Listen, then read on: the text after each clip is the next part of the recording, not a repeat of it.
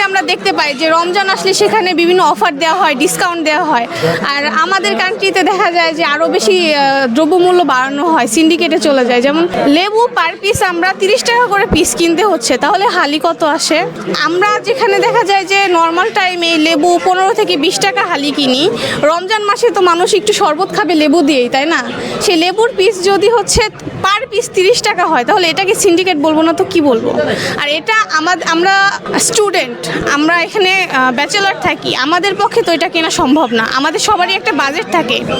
আমাদের মতো এখানে অনেক মধ্যবিত্ত ফ্যামিলিও থাকে যে ভাড়া বাসায় থাকে, তো তাদের জন্য তো এটা অনেক বেশি হয়ে যায় না?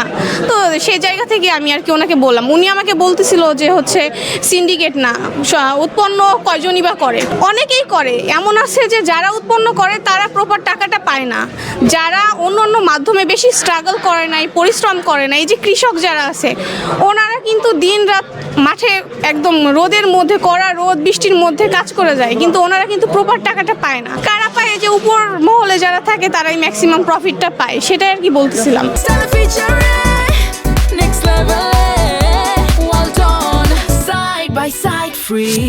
এখানে যে মুরগি কিনতেছে, আপনি কি মুরগি নিছেন?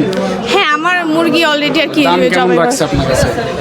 ফার্স্টে ওইখানে 200 করে ছিল, পরে আমরা বললাম যে হচ্ছে কম রাখেন, উনি বললো 190, আমি বললাম যে 180 করে রাখেন, পরে উনি আর কি 190 করে রাখছে। আর পরে এখন আর তো কি ভোক্তার 200 অভিযান চলছে, আপনি কি তাকে কোনো অভিযোগ দিতে চান এখানে মুরগি কিনতে?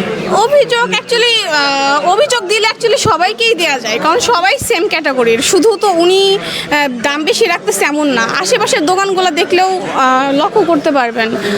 আর সব জায়গায় মোটামুটি আমার রুমমেট যে ছিল 2 দিন আগে, ও আর কি 250 টাকা কেজি করে ব্রয়লার মুরগি নিয়ে গেছে। এখন তো 200 ছিল, 190 টাকা দেখলাম।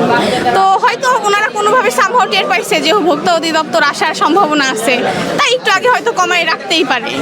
অনেকে তো লিঙ্ক আপ থাকে, তাই না, হ্যাঁ, যে তা তো অবশ্যই। আসতেছে কিনা।